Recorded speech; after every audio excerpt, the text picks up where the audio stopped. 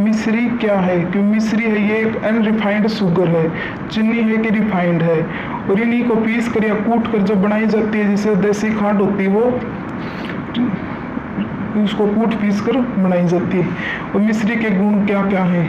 कि मिश्री है इसकी तासीर ठंडी होती है, इसलिए ये पित्त रोग में आराम देती है। कि मिश्री की तासीर ठंडी होने के कारण जो पित्त की समस्या उनमें आराम मिलता है। दूसरी, शरीर में जो खाज खुजली हो, शरीर जलन को कम करने में लाभदायक है। जिन व्यक्तियों की अगर खाज खुजली हो, गर्मी के कारण शरीर में जलन बनती हो, अगर वो इसको शाम के टाइम पानी में भिगोकर सुबह उठते ही खाली पेट पीते हैं तो जलन नहीं बनती, शरीर के अंदर गर्मी है वो नहीं रहेगी। शरीर में पित्त जनित रोगों को मिश्री ठीक करती है। कि जिनके शरीर में पित्त जनित रोग होते हैं, मिश्री है उसकी तासीर ठंड पैदा करती है। जैसे जिनके गर्म सर्द हो जाती है, कभी जुकाम होना, कभी गर्मी होना, तो उनके लिए मिश्री सबसे अच्छी मानी जाती है। मिश्री के साथ सौंफ के साथ खाने से पाचन क्रिया मजबूत हो जाती है। अगर सौंफ के साथ हम मिश्री खाई जाए तो पाचन क्रिया मजबूत होगी। मिश्री शरीर में खून बढ़ाती है। कि मिश्री है ये हमारे शरीर के खून बढ़ाने में भी काम करती है, साथ एनीमिया की समस्या को दूर करती है।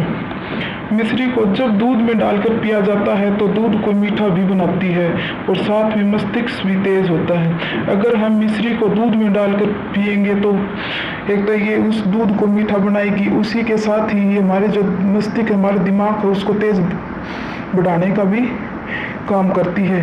अगर खांसी हो तो अदरक के साथ मिश्री का सेवन करने से हमें आराम मिलता है। अगर हमें खांसी हो सर्दी के अंदर तो हमें क्या करना चाहिए? एक टुकड़ा अदरक खा लें और साथ में मिश्री, उसको हम चबाते रहे, बार उसको चूसते रहेंगे तो इससे हमारे को खांसी में आराम मिलेगा।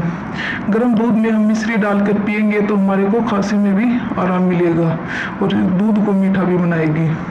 इसके अलावा हमें खाना खाने के बाद सौंफ के साथ चबाने से हमारा पाचन तंत्र मजबूत होता है।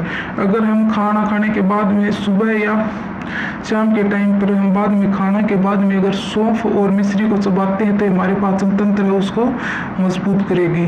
और एक है, अगर हम चीनी का जिस जगह भी काम करेंगे, काम में लेते हैं, जैसे शिकंजी बनाते हैं या बनाना शेक, मैंगो शेक, जो भी बनाते हैं, मिठाई बनाते हैं, हमें उस जगह पर मिश्री का सेवन करेंगे तो सबसे अच्छा है।